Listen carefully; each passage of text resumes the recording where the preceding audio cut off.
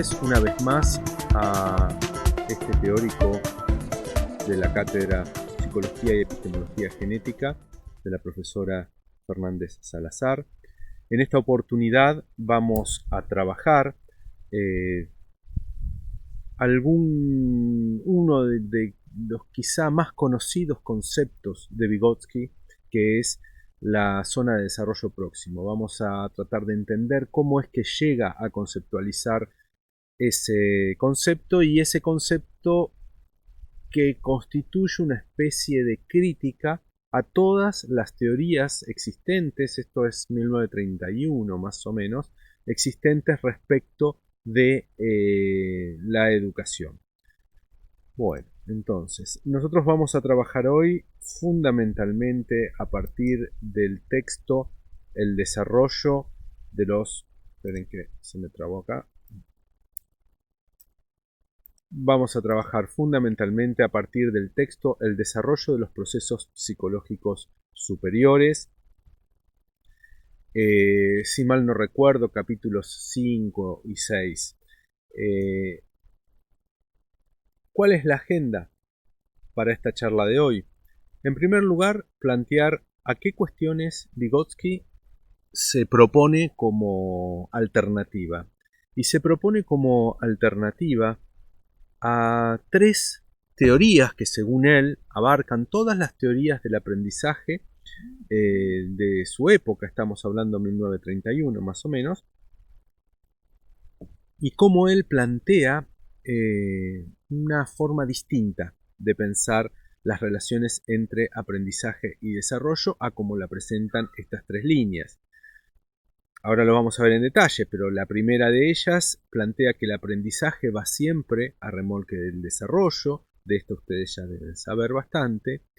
La segunda es que el aprendizaje es lo mismo que el desarrollo. Y la tercera, que el desarrollo siempre es más amplio que el aprendizaje. Luego de plantear esta crítica y el modo en que Vygotsky intenta decir que hay que salir de esas disyuntivas en las que se quedan estas teorías del aprendizaje, vamos a ver de qué se trata la zona de desarrollo próximo. Y en último lugar, vamos a tratar de tomar algunos ejemplos para pensar la zona de desarrollo próximo, y quizá hasta también para pensar si esa guía que plantea la zona de desarrollo próximo necesariamente debe ser un docente, un instructor, o podría ser un par. Para eso vamos a tomar las iniciativas de software libre y el trabajo de desarrollo colaborativo como un ejemplo, nada más. Bueno, comencemos entonces. ¿Cuál es la principal teoría que plantea que el aprendizaje va a remolque del desarrollo? La de Piaget, la epistemología genética. Por eso les decía, ustedes deben saber bastante de esto, ¿no? ¿Qué quiere decir que el aprendizaje vaya a remolque del desarrollo? Bueno, ahora lo vamos a ver. Que el aprendizaje no se diferencia del desarrollo es el típico planteo del conductismo. En la época de Vygotsky era mucho más extendido como una de las pocas psicologías que se planteaba experimental que en la época contemporánea. Hoy ya está bastante desvirtuado el conductismo, pero sus bases no se crean que no siguen teniendo bastante influencia. Sobre todo en la psicología de base más norteamericana. Y finalmente la teoría de la Gestalt, en su planteo de que siempre hay como un proceso de maximización de los aprendizajes que hacen que los aprendizajes siempre sean un poco más, que el desarrollo que se produce como consecuencia del aprendizaje siempre sea un poco más amplio que el aprendizaje. Decíamos, aprendizaje a remolque del desarrollo. Para Piaget, el desarrollo biológico tiene sus propias leyes, y de hecho Piaget termina reduciendo de alguna manera las leyes del desarrollo, de la construcción del sujeto epistémico, a leyes que provienen fundamentalmente de la biología, ¿sí? Con toda su teoría de la adaptación, la organización, etcétera, etcétera. Entonces, ¿qué quiere decir que el desarrollo que el aprendizaje va a remolque del desarrollo, que es preciso que se generen ciertos desarrollos madurativos para que luego de estos desarrollos madurativos pueda darse un aprendizaje. Eso es lo que plantea o lo que podemos extraer de la epistemología piagetiana para pensar el aprendizaje. Es decir, es preciso esperar hasta el desarrollo de las operaciones concretas para poder aprender ciertas cuestiones. Y esto lo vieron muy trabajado, sobre todo en los autores de Microgénesis, en donde vimos el texto de Engender, ¿no? Aprendizaje es desarrollo. ¿Qué quiere decir que el aprendizaje sea desarrollo? Que los dos procesos, o sea, el proceso de aprendizaje y el proceso de desarrollo, son la misma cosa. Así que no hay algo distinto a lo que sería desarrollo en lo que sería aprendizaje. Si nosotros pensamos en el condicionamiento del conductismo, efectivamente, digamos, lo que se aprende es un condicionamiento y ese condicionamiento es el desarrollo. Es una visión bastante poco rica del aprendizaje y del desarrollo, pero en donde aprendizaje y desarrollo coinciden en todos los puntos. Ese antecedente del conductismo en alguna medida también sigue teniendo, como les decía hace un minuto, mucha influencia en las teorías psicológicas cognitivo-conductuales. Cuando el desarrollo es más amplio que el aprendizaje, en donde dice, bueno, la Gestalt dice, sí, hay una maduración, ¿sí?, que depende del sistema nervioso. Y el aprendizaje también es un proceso evolutivo. Pero intenta la Gestalt hacer una síntesis entre ambos procesos de desarrollo y de aprendizaje. Es un intento de integrar los puntos de vista contradictorios.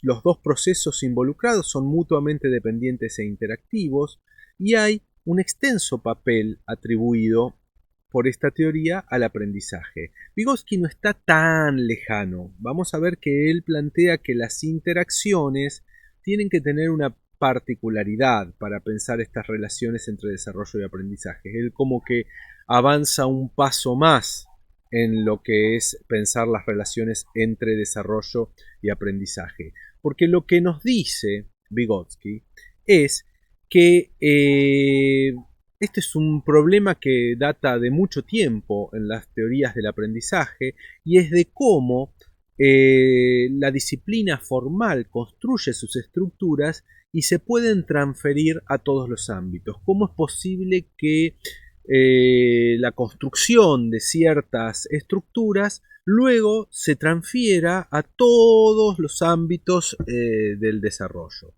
El desarrollo mental siempre para la Gestalt es considerado global,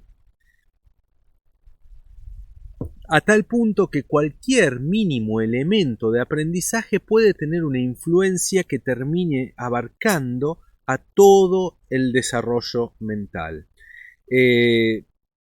Hay un cierto convencimiento de que la adquisición de una respuesta o conducta específica mejora cualquier otra capacidad en la misma medida. O sea que las adquisiciones, ni bien se logran, son adquisiciones que mejoran muchísimas otras competencias y no pura y exclusivamente la competencia que tuvo lugar en ese aprendizaje. ¿Sí? ¿Por qué? Porque los desarrollos se generalizan a toda la actividad mental. Entonces, aprender a, no sé, a cocinar puede tener alguna repercusión en cómo aprender los números, que no es una teoría completamente delirante, sino que generaliza demasiado y no da mucha cuenta de cuál es el proceso por el cual se pueden generalizar esas adquisiciones y esas pequeñas adquisiciones aisladas, cómo es que se ponen en relación a todo el desarrollo mental global. Para estas disciplinas, la mente es concebida siempre como una red compleja de aptitudes generales, o sea, no duran, las adquisiciones específicas no duran porque inmediatamente se generalizan a toda la estructura mental. Conciben estas teorías que aprendizaje y desarrollo no coinciden, sino que a cada paso del aprendizaje se producen varios del desarrollo. ¿Por qué? Por esto que decíamos, aprendemos a cocinar y entonces aprendemos un poquito más de matemática, un poquito más de música, porque tiene que ver con las armonías y las proporciones, un poquito más de esto, un poquito más del otro. Entonces cada adquisición no se conserva en su carácter aislado, sino que inmediatamente se generaliza a toda la red en que consiste la mente para estas teorías. Nosotros vimos que en Piaget algunas de estas hipótesis están planteadas, sobre todo, por ejemplo, que es lo que vienen a cuestionar Engender un poco, ¿no? Con su noción de microgénesis. Para Piaget, las operaciones formales son estructuras que inmediatamente se generalizan a todos los ámbitos. Y vimos nosotros que no es tan fácil esa generalización, ¿sí? Que es demasiado optimista Piaget en cómo lo plantea. Pero la base de ese planteo es un poco esta base, es decir, cada adquisición específica termina repercutiendo en el desarrollo global, con lo cual a cada paso del aprendizaje hay como dos mínimo del desarrollo. Estas son las tres, esta es la tercera de las tres grandes teorías acerca del aprendizaje que intenta superar Vygotsky. La primera cuestión que nos va a plantear Vygotsky para superar los callejones sin salida que plantean estas tres teorías tiene que ver con que tenemos que hacer una diferencia entre lo que es la relación general entre aprendizaje y desarrollo en la vida no escolarizada, en la vida cotidiana, y lo que es la relación entre aprendizaje y desarrollo en la institución escolar o en cualquier institución que plantee cuestiones en cuanto a aprendizajes. Entonces, es preciso separar ambas formas de aprendizaje porque no funcionan exactamente de la misma manera, ¿sí? Por eso vamos a ver que la zona de desarrollo proximal afecta sobre todo a la relación entre aprendizaje y desarrollo en la institución escolar, pero no así tanto en la vida cotidiana. Pero bueno, este es un poco el planteo vygotskiano de que es preciso poder separar de qué manera se dan las relaciones entre aprendizaje y desarrollo en los aprendizajes generales y en lo que serían los aprendizajes que se dan en el seno de una institución. Perdón. Entonces, tenemos aquí, esperen que voy a tomar nota de esto que pusimos recién.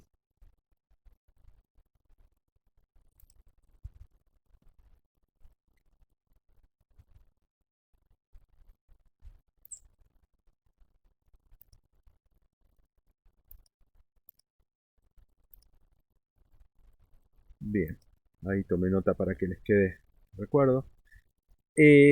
¿Cómo se da la relación general entre aprendizaje y desarrollo en la vida cotidiana, en la vida que no está mediatizada por una institución?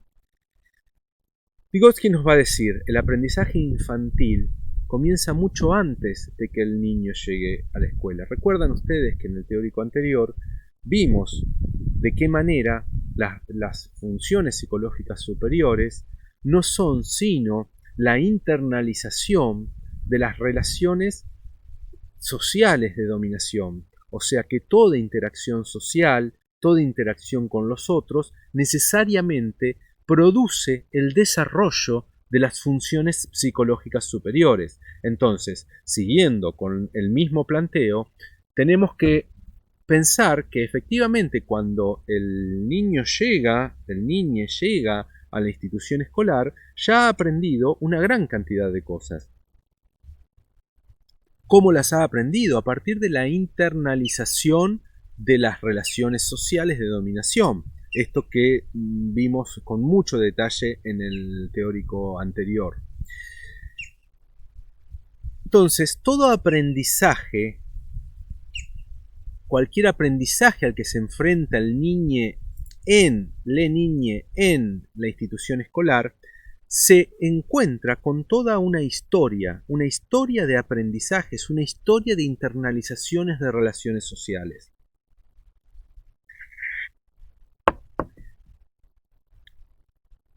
Vygotsky va a plantear que este aprendizaje que se da como mera internalización de las relaciones sociales difiere bastante del que se da en la institución escolar. Más allá de que difieran, en los dos casos siempre tenemos una relación entre aprendizaje y desarrollo que se da desde los primeros días de la vida del niño.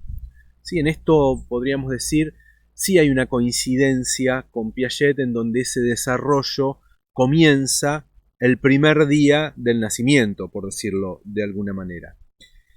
Bien, ¿y qué podemos decir de cómo se da el aprendizaje y desarrollo en la institución escolar o en cualquier otra institución? En primer lugar, dice Vygotsky, hay que hacer una distinción entre un nivel evolutivo real, que es la situación actual en la que se encuentra una persona, y un nivel de desarrollo potencial. El nivel de desarrollo potencial son los desarrollos que pueden consolidarse como consecuencia de algún tipo de ayuda, de algún tipo de apoyo, ¿sí? En la institución escolar este tipo de apoyo va a estar dado fundamentalmente por el docente, por el instructor, depende de las modalidades educativas de que estemos hablando, por los profesores, los docentes, los instructores. También deberíamos decir por los pares, ¿sí? Por los pares que de alguna manera se encuentran en un nivel de desarrollo real un poco más avanzado, pueden también funcionar en esta ayuda que se requiere para desencadenar esos desarrollos a los cuales se puede llegar con ayuda. Entonces, la zona de desarrollo próximo es entonces esa distancia que hay entre el nivel real de desarrollo y al nivel al que se puede llegar simplemente gracias a la ayuda de un tercero, a una cierta guía, digamos una cierta guía para generalizar esta ayuda. Entonces, esa distancia que se da entre, como vemos acá, en este círculo uno podría decir, hasta acá está el desarrollo, la zona de desarrollo real. Acá hay una zona de desarrollo proximal, la pueden encontrar en alguna bibliografía como zona de desarrollo proximal, a la que se puede llegar gracias a una ayuda. O sea, gracias a una ayuda se puede dar este pasaje, ¿sí? Esta fue la base del concepto de Brunner de andamiaje. Ustedes saben que Brunner es un postconstructivista y en este sentido Brunner como Papert toman como antecedentes fundamentales tanto el constructivismo piagetiano como el constructivismo vygotskiano. Entonces, Brunner, a partir de este planteo de zona de desarrollo proximal de Vygotsky, nos va a plantear que el concepto de andamiaje. El concepto de andamiaje, ¿qué es el concepto de andamiaje? El concepto de andamiaje no lo vamos a ver en detalle porque no es nuestro tema de hoy, pero el concepto de andamiaje utiliza la metáfora de los andamios. A ver si ustedes tienen algún contacto con cualquier obra en construcción, habrán visto esos andamios que se ponen, ¿no? para elevar un edificio, andamios que ayudan a que los trabajadores de la construcción hagan crecer ese edificio, pero esos andamios deben poder retirarse si el edificio es lo suficientemente sólido. Entonces, es en ese sentido que Brunner va a plantear que esta ayuda que me va a permitir llegar a una zona de desarrollo proximal debe ser una ayuda que en algún momento debe quitarse. De nada sirve que tenga que ser permanente esa ayuda, porque si no, no hay desarrollo. Justamente el aprendizaje se cristaliza bajo la forma de desarrollo para Vygotsky. Cuando hablábamos del desarrollo de las funciones psicológicas superiores en Vygotsky, estábamos planteando que ese desarrollo no obedece a las leyes de la biología, sino que obedece a la construcción histórica, que obedece a las leyes de la dialéctica. Entonces, todo el desarrollo de las funciones psicológicas superiores no obedece a las leyes de la biología. Por eso, acá nos va a decir Vygotsky, justamente estos aprendizajes que se pueden dar con una ayuda hacen de que en determinado momento una persona pueda llegar a esta zona de desarrollo proximal y esa ayuda a partir de ese momento se pueda quitar, podríamos decir, tomando el concepto de andamiaje de Brunner. ¿Por qué? Porque una vez construido ese desarrollo ya es algo a partir de lo cual poder quizá construir nuevos aprendizajes, pero eso ya queda como una construcción que a partir de ese momento podrá proveer a nuevas construcciones. Entonces es muy importante tener en cuenta esto. Incluso estas cuestiones muchas veces no se han tomado del todo en cuenta en, por ejemplo, cuestiones de selección de personal, ¿no? Donde la verdad lo que más importa es cuál puede ser esta distancia que hay entre la zona de desarrollo real y la zona de desarrollo proximal. Sin embargo, los test, todas las cosas que se hacen en una selección de personal, por ejemplo, toman demasiado en cuenta, le dan demasiado valor a la zona de desarrollo real y quizá una persona que haya logrado un desarrollo real mucho más grande que otra en un momento dado, a lo mejor no sea capaz de poder avanzar mucho más, aunque sea con ayuda. Entonces, es importante no solo tener en cuenta, incluso en las pruebas de coeficiente intelectual, todas esas cuestiones que se quedan en el aquí y ahora del desarrollo y olvidan pensar cuál puede ser la potencialidad con una pequeña ayuda, hasta dónde se puede llegar. Esa es una repercusión bastante interesante de este concepto vygotskiano que quizá no ha tenido aún todavía la contemplación suficiente.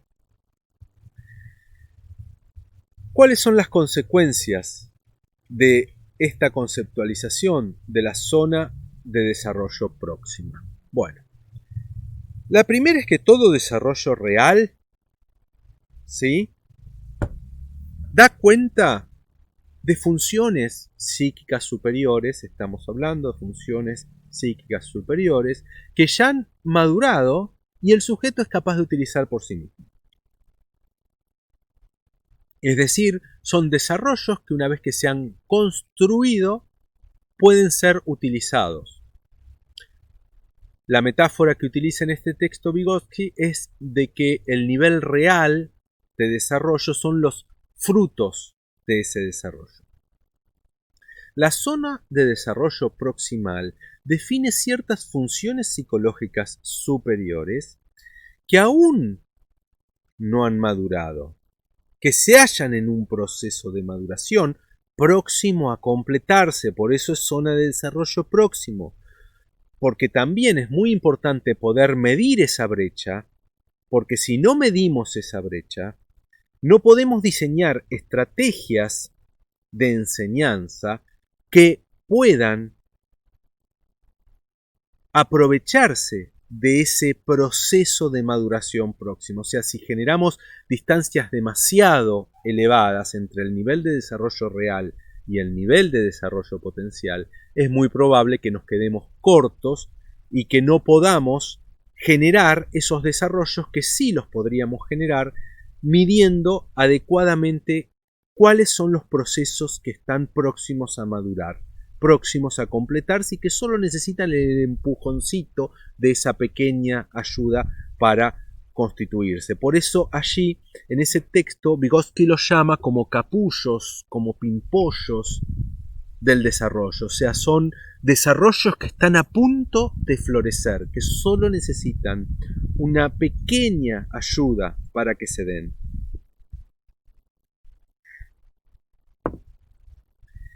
Esto también es un instrumento muy importante para comprender los desarrollos de las capacidades de modo dinámico, tomando en cuenta lo que ya está construido y lo que falta por construir. A su vez, nos ayuda a pensar cuáles son las capacidades e instrumentos realmente utilizables que un sujeto dispone en un momento dado.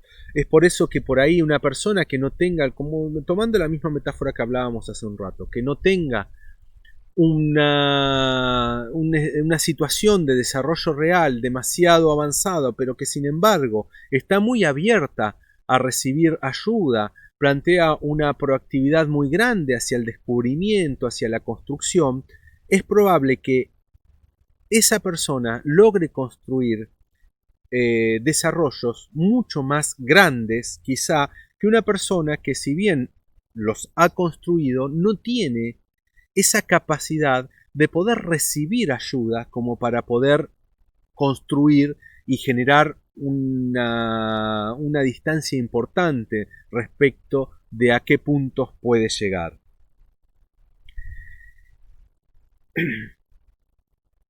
Al mismo tiempo, la zona de desarrollo próximo da cuenta de la importancia de la educación, ¿sí? Porque esta pequeña ayuda es el punto en donde podemos trabajar en educación para obtener los mejores desarrollos, ¿sí? Poder plantear adecuadamente la relación entre zona de desarrollo real y zona de desarrollo proximal nos va a permitir plantear cuáles deben ser las estrategias a seguir para que puedan darse la mayor cantidad posible de desarrollos como consecuencia de ese aprendizaje con una ayuda. ¿Sí? Con una ayuda de una persona que al mismo tiempo tiene que tener cierta cercanía, ¿sí? Porque si ponemos a una persona por más conocimiento de los contenidos que pueda tener, supongamos un físico cuántico que sea un genio en cuanto a sus contenidos, pero lo ponemos a dar clases en la universidad y resulta que con alumnos que aún no han construido un cierto desarrollo, pero que tienen ese potencial, en la medida en que no es capaz de calibrar esa distancia entre la zona de desarrollo real y la zona de desarrollo próximo, por más capo que sea en cuanto a los contenidos, a lo mejor no puede ayudar de la misma manera a esos alumnos a construir desarrollos por el solo hecho de poder medir o calibrar mejor esas distancias, por el solo hecho de estar un poco más cerca y de no estar en la otra punta, ¿no? Entonces, a veces también es importante tener en cuenta estas cuestiones para ver qué estrategias utilizamos. Y por otro lado, también esta es una crítica a los condicionamientos, ¿sí? El aprendizaje para Vygotsky, a partir de pensarlo desde el concepto de zona de desarrollo proximal, que recuerden ustedes, vale sobre todo para, para los aprendizajes mediados por ciertas instituciones, más que por los aprendizajes de la vida cotidiana. Entonces, esos aprendizajes de los que da cuenta la zona de desarrollo próximo nos permiten ver que efectivamente el aprendizaje no es imitar, no es repetir, sino a lo mejor copiar y utilizar de acuerdo a capacidades ya existentes. Vamos a ver esto nada más en un ratito con el ejemplo que les dije que íbamos a tomar de las iniciativas colaborativas de desarrollo, ¿sí? Entonces el aprendizaje no es imitar, no es copiar sin más, sino es tomar lo que existe y utilizarlo de acuerdo a las capacidades ya existentes y con una pequeña ayuda poder generar a partir de esas capacidades existentes nuevas capacidades. En cuanto al aprendizaje y desarrollo, podemos decir que el buen aprendizaje es solo aquel que precede al desarrollo. Fíjense acá cómo nos ubicamos en la vereda de enfrente de la teoría piagetiana, ¿sí? Porque es un aprendizaje que desencadena el desarrollo. ¿Por qué? Por la concepción dialéctica del hombre, por la concepción dialéctica del hombre que aprende en sociedad, que aprende como consecuencia de la internalización de las relaciones sociales de dominación. Entonces, ese desarrollo de las funciones psicológicas superiores, que no se rige por leyes biológicas, requiere de las interacciones sociales para que se produzcan. Entonces, esas interacciones sociales son las que van a permitir la construcción de un buen aprendizaje, que es aquel que precede y que uno podría decir motiva al desarrollo. El aprendizaje organizado se convierte en desarrollo, ¿sí? Si retomamos las cuestiones de la dialéctica que vimos en el teórico anterior, esto es clarísimo. Aprendizajes terminan cristalizándose como desarrollo mental, ¿sí? Y pone en marcha procesos evolutivos que no podrían darse al margen del aprendizaje. ¿Recuerdan ustedes uno de los slides del teórico anterior donde decíamos que las funciones psicológicas superiores se podían dividir en funciones psicológicas superiores rudimentarias y funciones psicológicas superiores avanzadas? Todas son superiores, pero algunas son rudimentarias y otras son avanzadas. ¿Por qué? Porque las funciones psicológicas superiores rudimentarias son aquellas que se aprenden por fuera de la institucionalización escolar, por fuera, si se quiere, de la zona de desarrollo proximal, tal cual como está planteada.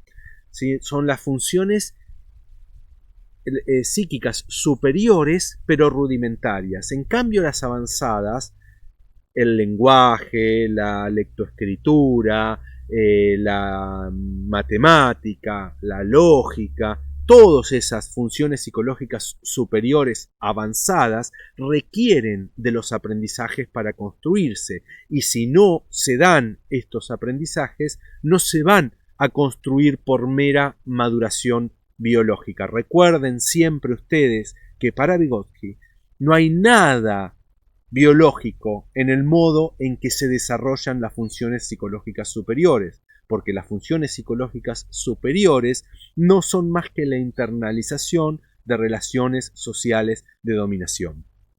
Y acá tenemos la diferencia con la Gestalt, en lo que hablábamos hace un rato, ¿sí?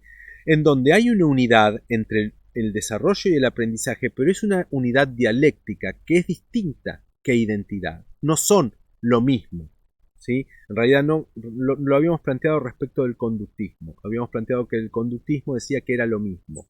Hay una unidad, ¿sí? Hay una unidad entre desarrollo y aprendizaje, pero esa unidad tiene el carácter de dialéctica.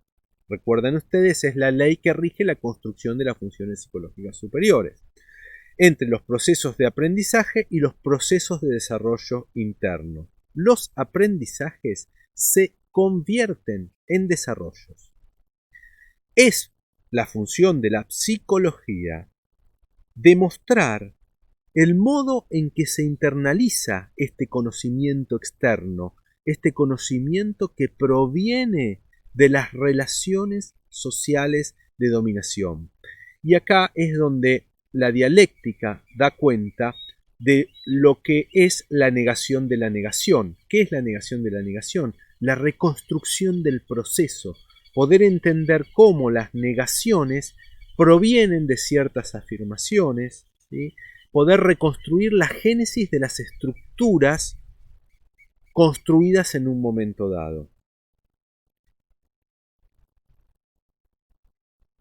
Los aprendizajes, y esto también es un palito para la didáctica, no deben basarse en el nivel de desarrollo real. Vieron que a veces uno plantea tenemos que bajar el nivel para que podamos enseñar, en donde las construcciones de desarrollo actual, la zona de desarrollo real, tenga como una compatibilidad absoluta con los aprendizajes. Entonces bajemos el nivel para que lo entienda. Bien, eso, dice Vygotsky, no genera ningún desarrollo. ¿Sí? ¿Por qué? Porque es utilizar los desarrollos ya adquiridos, pero no está teniendo en cuenta esa dificultad que tiene que haber para llegar a los desarrollos potenciales en donde es un poquito más allá del lugar donde estamos. Entonces, nunca un aprendizaje debe basarse en el nivel de desarrollo real, sino que es preciso calibrar, como decíamos hace un rato, cuál es la zona de desarrollo proximal y qué distancia hay para que los aprendizajes se den en esa zona, en esa región. Más atrás, si vamos al esquema, más atrás o en la zona de desarrollo real, la verdad que los aprendizajes tienen muy poca trascendencia. Mucho más allá de la zona de desarrollo proximal, es lo que decíamos hace un rato, el físico cuántico que les da clases sin poder comprender cuál es el nivel de desarrollo real de los alumnos en un primer año de física, ¿sí? En donde lo que él está planteando está por acá y lo que los alumnos pueden llegar a plantear está por acá. Entonces es muy importante poder plantear que para Vygotsky es solamente en esta región en donde se dan los desarrollos. Mucho más allá no sirven para nada. No tienen ningún impacto esos aprendizajes en el desarrollo. Mucho más acá tampoco, porque ya está el desarrollo real y no generan nada. En todo caso amplían la zona de aplicación de los desarrollos reales. ¿Dónde se dan los desarrollos de las funciones psicológicas superiores como consecuencia del aprendizaje gracias a una guía? Siempre en esta zona, entre la zona de desarrollo real y la zona de desarrollo proximal. Ni muy acá abajo, ni muy allá lejos. Siempre en esta zona.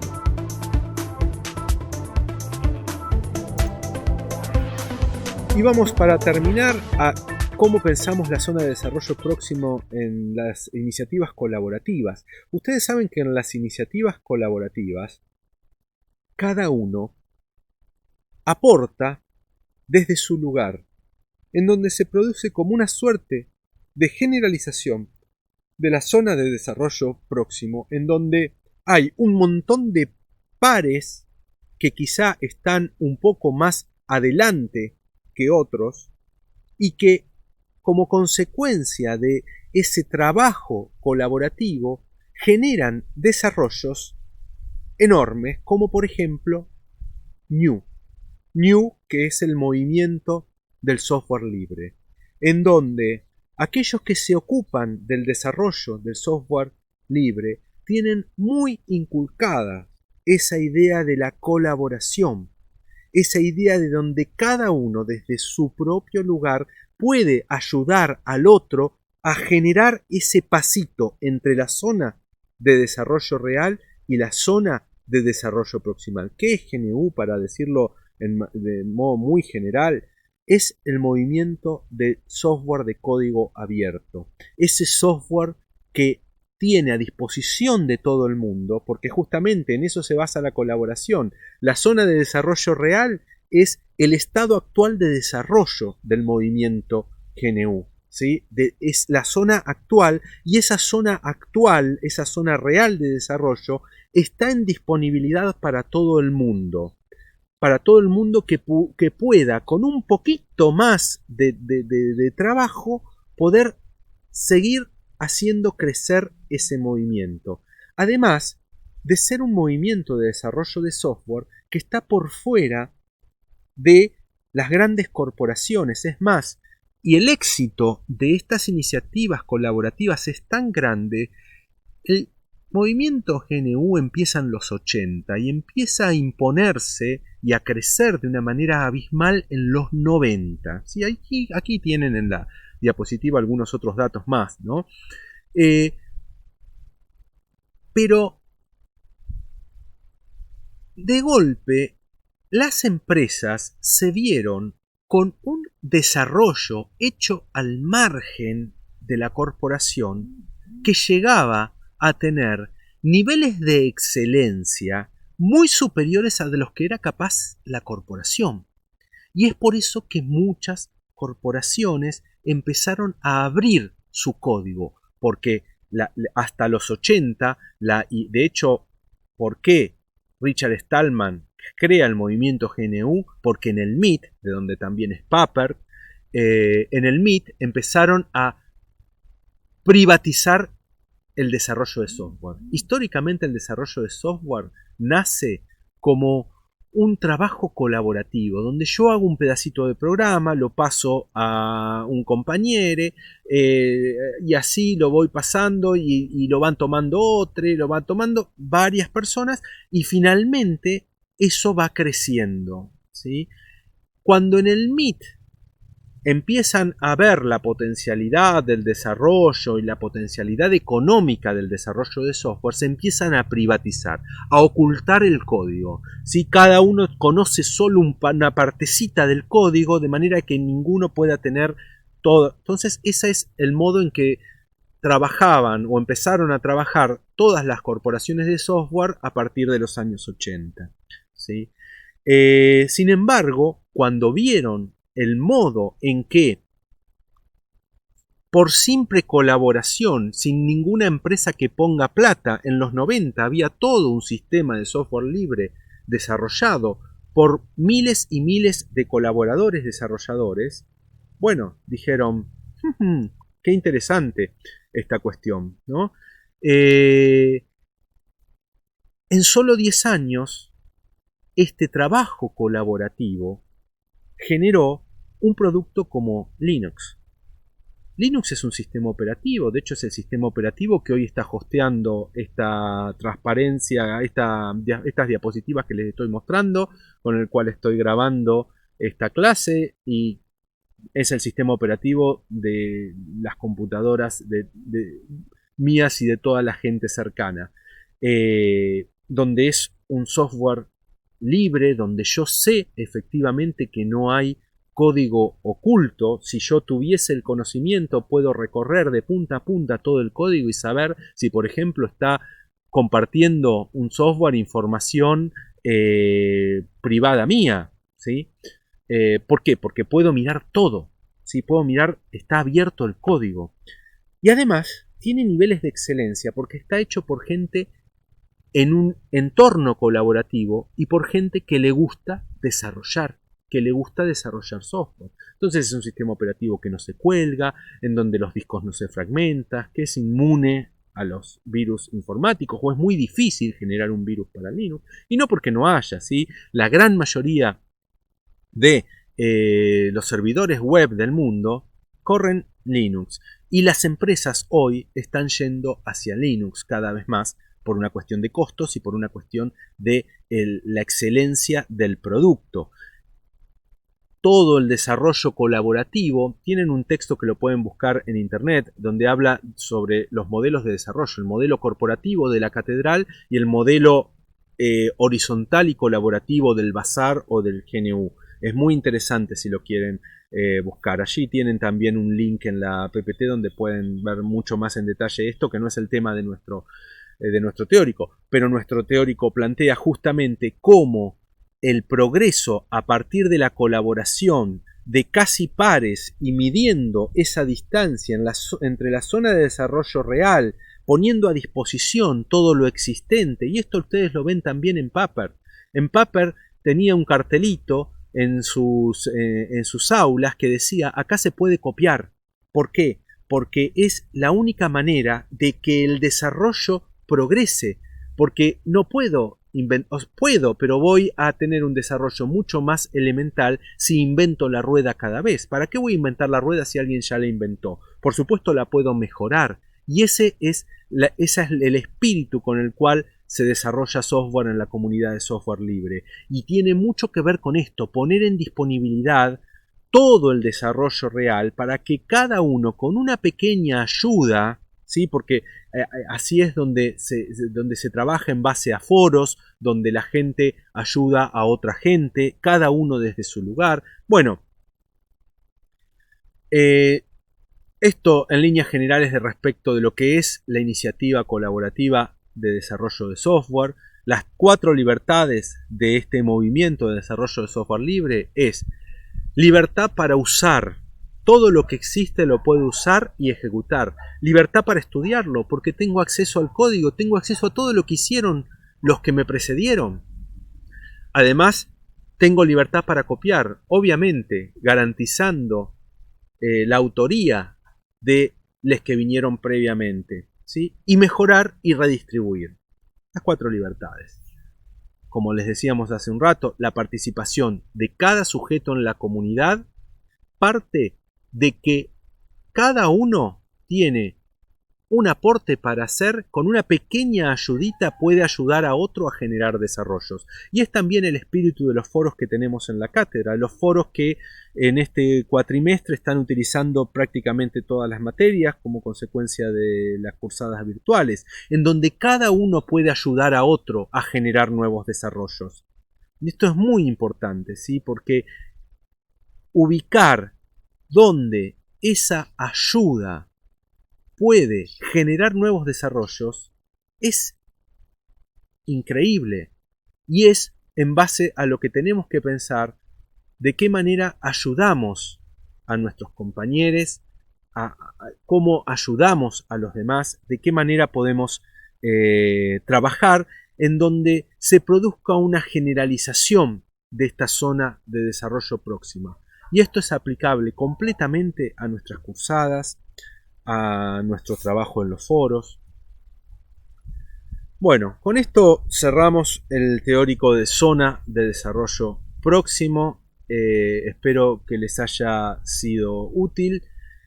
Tienen como siempre mis datos en el caso de que necesiten alguna referencia de lo que acabamos de ver. En cuanto a las preguntas, los invitamos a que participen en el foro, porque en los foros es donde este intercambio es mucho más rico, donde pueden trabajar desde esa zona de desarrollo próximo generalizada, como para ayudar a compañeros, compañeres a trabajar y poder crecer en todo esto que es el trabajo de las cursadas virtuales a partir de estos instrumentos que tienen en su base estos conceptos. A ver, incluso la plataforma que ustedes están utilizando para la cursada virtual es una plataforma que está basada en los dos constructivismos, el constructivismo piagetiano y el constructivismo vygotskiano. Esta cuestión de compartir, esta cuestión de ayudar a otro, ¿sí? Esta cuestión de la zona de desarrollo próxima, todo eso está cristalizado en la plataforma que ustedes utilizan en nuestra facultad y que se utiliza en la mayoría de las facultades del mundo. Bueno, en el próximo teórico vamos a trabajar un poquito la cuestión del debate entre Vygotsky y Piaget respecto del lenguaje. Muchas gracias.